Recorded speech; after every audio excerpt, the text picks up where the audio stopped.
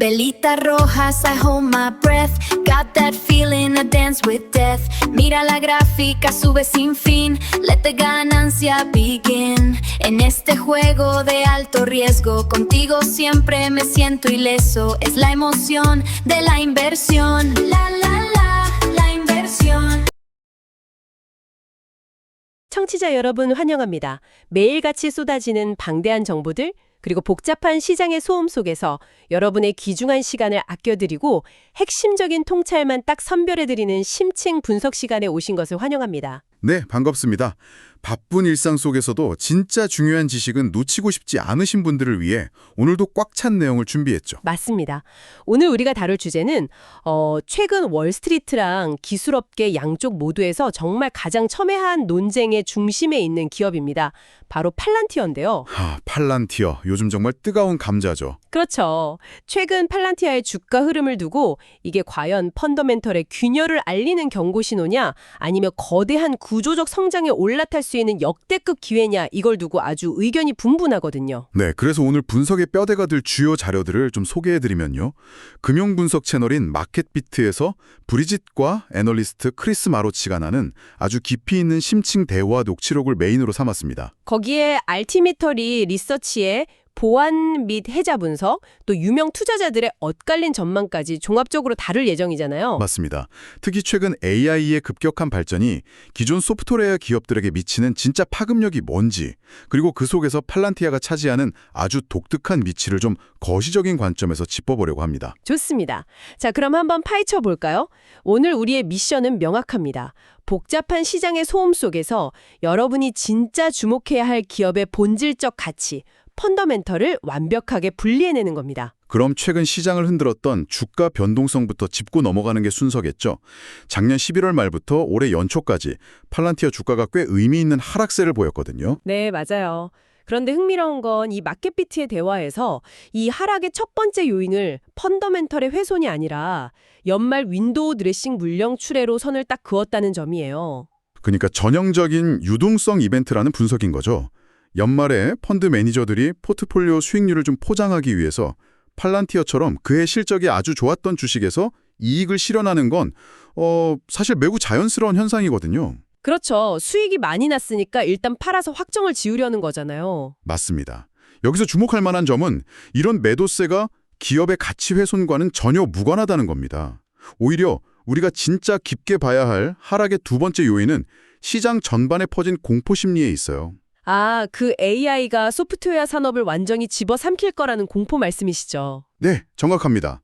AI가 발전하면 기업들이 팔란티어처럼 사용자당 가금을 하는, 그러니까 좌석당 비용을 지불해야 하는 소프트웨어 대신에 그냥 무료나 다름없는 오픈 AI 모델을 쓸 거라는 우려가 팽배했거든요. 그래서 소프트웨어 섹터 전체가 타격을 입고 팔란티어도 그 흐름 속에서 약간 감기에 같이 걸려버린 그런 상황인 거네요. 그렇죠. 마이크로소프트나 세일즈포스 같은 전통적인 사스 기업들이 직면한 위기감에 팔란티어도 도매급으로 같이 묶여버린 셈입니다. 자, 여기서 정말 흥미로운 부분이 등장합니다. 과연 팔란티어를 일반적인 텍스트 생성형 AI나 그런 사스 기업들과 동일 선상에 놓고 밸류에이션을 평가하는 게 합당한가? 저는 이 질문이 핵심이라고 보거든요. 저도 전적으로 동의합니다. 마켓비트의 크리스 마로치 역시 팔란티어의 아주 독보적인 무기죠. 온톨로지 시스템을 언급하면서 분명하게 선을 그었습니다. 온톨로지, 이게 사실 좀 어려운 개념일 수 있는데 단순히 텍스트를 만들어내는 일반적인 대규모 언어 모델 LLM이랑은 차원이 다르다는 거잖아요. 완전히 다르죠. 일반적인 LLM이 방대한 외부 데이터를 긁어 모아서 그럴싸한 답변을 생성하는 데 그친다면 팔란티어의 시스템은 다릅니다. 고담이나 사운드리, AIP 같은 시스템들은 기업이나 정부가 내부적으로 보유한 방대한 파편화된 데이터들을 완전히 추출하고 통합하거든요. 아, 그러니까 단순히 문서를 요약해 주는 게 아니라 당장 우리 물류창고의 재고를 어떻게 재배치해야 비용을 수백만 달러 줄일 수 있는지 이런 걸 알려준다는 거네요? 맞습니다. 전장에서는 어떤 전술적 판단을 내려야 우리 병사들을 살릴 수 있는지, 이런 실전용, 현장용 의사결정 엔진으로 작동하는 겁니다. 게다가 알티미터리 리서치의 인터뷰를 보면 보안의 중요성을 엄청나게 강조하더라고요. 생각해보면 너무 상식적인 논리인데 미국 국방부나 CIA 혹은 거대 금융사들이 자신들의 1급 기밀 정보나 고객의 사회보장 번호를 오픈 AI 모델에 그냥 넘겨줄 리가 없잖아요. 절대 불가능하죠. 완벽하게 통제되고 폐쇄된 환경 안에서만 AI를 돌려야 하는데 이 지점이 바로 팔란티어만의 대체 불가한 해자입니다. 이 강력한 보안성 덕분에 한 번 계약을 맺으면 고객이 빠져나갈 수 없는 끈끈한 계약이 유지되는 거고요. 결국 그게 안정적인 연간 반복 수익, ARR의 든든한 원천이 되는 거군요. 일반 소프트웨어 기업들이 가격 경쟁에 내몰릴 때 팔란티어는 오히려 대체 불가능성으로 방어력을 뽐내고 있는 거네요. 네, 구조적인 방어력이죠. 그런데 참 이상해요.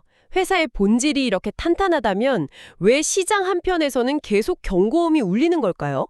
마이클 버리 같은 유명 투자자들도 비판적인 코멘트를 내놓고 또 알렉스 카프 CEO를 비롯한 내부자들의 매도 소식도 계속 들리잖아요. 더 큰 관점에서 이걸 한번 연결해 보자면요.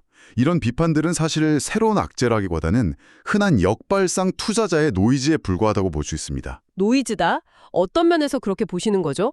내부자들이 배에서 탈출하는 게 아니냐는 불안감이 개인 투자자들 사이에는 꽤 크거든요. 그 내부자 매도의 진실을 들여다보면 오해가 풀립니다. 이건 사전에 계획된 CB5-1 규정에 따라 오래전부터 합법적이고 기계적으로 진행된 매도거든요. 매도 당일의 주가 흐름이나 단기적인 악재와는 전혀 무관합니다. 아, 10B5-1 규정. 그러니까 실리콘밸리 테크 기업들이 최고의 인재를 유치하기 위해서 거액의 스톡 옵션을 당근으로 제공하는 건 필수적인데 그걸 현금화하는 아주 일상적인 과정일 뿐이라는 거죠. 맞습니다. 경영진이 주식을 파는 이유는 세금을 내야 해서 혹은 개인적인 포트폴리오 다각화 등등 수백 가지가 넘어요. 하지만 주식을 사는 이유는 딱 하나죠. 오를 것 같으니까.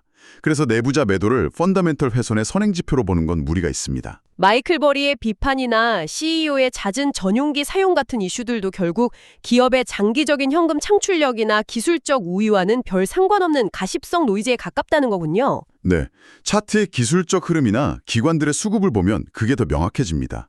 마켓비치에서 다룬 차트 분석을 보면 지금 주가가 $130 부근에서 바닥을 단단하게 다지는 중이거든요. MACD 지표의 하락 모멘텀이 둔화되면서 매도세가 힘을 잃고 있다는 분석이 있었죠. 그렇습니다. 여기서 핵심 전환점이 뭐냐면 주가가 50일 이동평균선인 150에서 $160 구간을 돌파해서 회복하느냐 아니면 저항선이 무너져서 오히려 강력한 매수 기회인 110에서 $120 구간으로 떨어지느냐 이 기로에 서 있다는 겁니다. 방향성을 탐색하는 아주 중요한 구간이네요. 그런데 여기서 우리가 놓치면 안 될 엄청난 수급 이슈가 하나 있잖아요. 기관의 강제 매수 현상 말씀이시죠? 네, 바로 그겁니다. 애널리스트들의 평균 목표가 변화가 정말 드라마틱하거든요. 불과 1년 전에 평균 목표가가 $73였는데 현재 $190로 급상승했어요.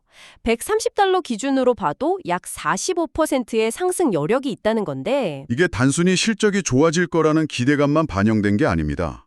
팔란티어가 S&P 500과 나스닥 100 지수에 편입되면서 구조적인 지각 변동이 일어난 거거든요. 구조적 지각 변동이라면 인덱스 펀드나 연기금 같은 거대 자금들의 움직임을 말씀하시는 거군요. 맞습니다. 수조 달러를 굴리는 글로벌 펀드 매니저들은 이 주식이 고평가인지 저평가인지 CEO가 전용기를 타는지 안 타는지 신경 안 씁니다. 지수에 편입됐으니까 자기들 펀드 비중만큼 기계적으로 의무적으로 사들일 수밖에 없는 거예요. 강제 매수, 포스트 바잉이 일어나는 거네요. 기관들 입장에서는 좋든 싫든 바구니에 담아야만 하는 수급적 환경이 조성된 거니까 주가의 하방을 굉장히 강력하게 지지해주겠군요. 네, 애널리스트들이 목표가를 올릴 수밖에 없는 아주 강력한 이유 중 하나죠. 자, 그럼 펀더멘털로 다시 좀 돌아가 볼게요. 팔란티어의 가장 큰 아킬레스건으로 늘 지적받았던 게 바로 정부 매출 의존도가 너무 높다 이거였잖아요.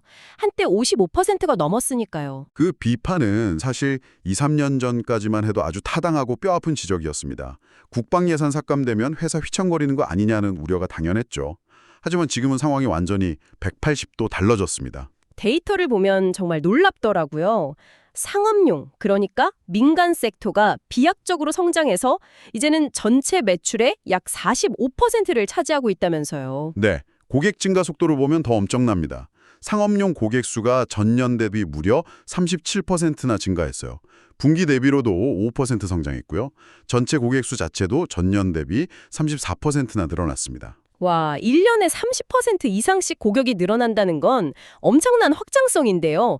수백만 달러 규모의 굵직한 민간 기업 계약들이 막 늘어나면서 매출 구조가 완벽하게 다변화된 거네요. 예, 맞습니다. 그동안 정부라는 든든하지만 단일한 캐시카우에 의존했다면 이제는 민간 시장이라는 무한한 성장 엔진이 하나 더 장착된 상반기 체제가 된 겁니다. 자, 그럼 이 모든 긍정적인 데이터와 통찰들이 무엇을 의미할까요? 시장에 자금도 들어오고 체질도 개선됐고 다 좋습니다.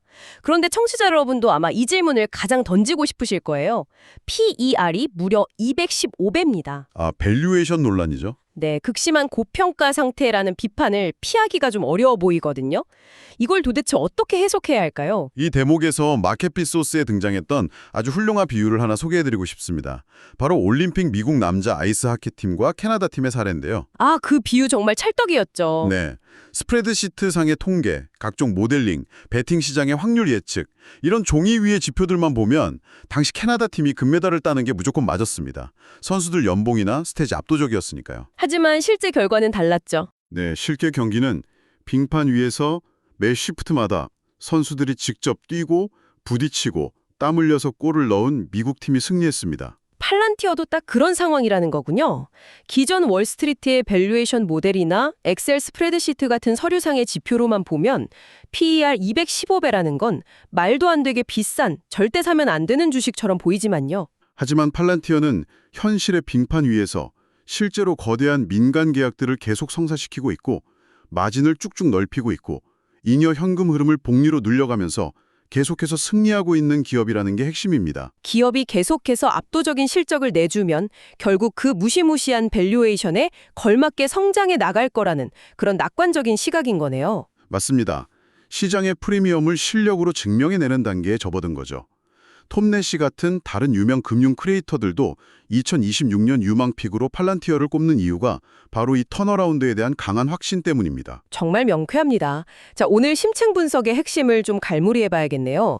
단기적인 가격 변동성이나 유명 투자자의 쓴소리, 혹은 10B 1-1 규정에 따른 기계적인 내부자 매도 같은 시장의 노이즈들, 이런 것에 휘둘리지 않는 게 중요하겠습니다. 그렇죠.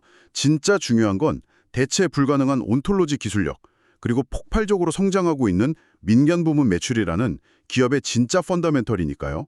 이걸 구분해내는 눈이 청취자 여러분의 지적 성장에 정말 큰 무기가 될 겁니다. 동의합니다. 오늘 정말 깊이 있는 통찰들을 많이 나눴는데 마지막으로 전문가님께서 우리 청취자분들께 꼭 던지고 싶은 화두가 있으시다고요? 네, 조용하지만 아주 묵직한 생각거리를 하나 남기고 싶습니다. 우리는 흔히 AI가 계속 발전하면 결국 모든 것이 지배되고 기술이 무료에 가깝게 대중화될 거라고 생각하잖아요. 보통 그렇게들 예측하죠. 오픈소스 모델들도 워낙 잘 나오니까요. 하지만 국가적 안보 상황이나 기업의 생존이 걸린 진정으로 중요한 인프라 환경에서도 과연 그럴까요? 인공지능이 점점 대중화되고 저렴해질수록 저는 미래 기술 시장에서 진정한 프리미엄의 기준이 바뀔 거라고 봅니다. 기준이 바뀐다. 어떻게 말인가요? 단순히 소프트웨어가 얼마나 똑똑한가 하는 지능의 문제를 넘어서서 그 소프트웨어가 얼마나 폐쇄적이고 완벽한 보안 환경에서 우리의 치명적인 데이터를 지켜낼 수 있는가, 즉 신뢰의 비용으로 부가가치의 중심이 완전히 이동하게 되는 것은 아닐까요? 아, 신뢰의 비용. 정말 강렬한 표현이네요. 범용 AI가 저렴해질수록 오히려 뚫리지 않는 완벽한 요새를 구축하는 비용, 그 신뢰의 가치가 기하급수적으로 비싸질 거라는 말씀이시군요. 맞습니다. 그 신뢰의 프리미엄을 누가 독점하고 있는가, 이게 팔란티어의 미래를 가늠하는 진짜 열쇠일 겁니다. 청취자 여러분, 어떻게 들으셨나요? 여러분은 이 신뢰의 비용에 어떤 가치를 매기시겠습니까? 이 질문에 대한 답은 여러분 각자의 통찰에 맡기도록 하겠습니다. 오늘 저희가 나눈 이야기들이 여러분의 투자 철학에 작은 영감이 되었기를 바랍니다. 네, 긴 시간 함께해 주셔서 감사합니다. 오늘 준비한 심층 분석은 여기까지입니다. 저희는 다음 시간에 더욱 흥미로운 자료와 날카로운 분석을 들고 밝고 활기차게 다시 돌아오겠습니다. 여러분, 다음 시간에 만나요.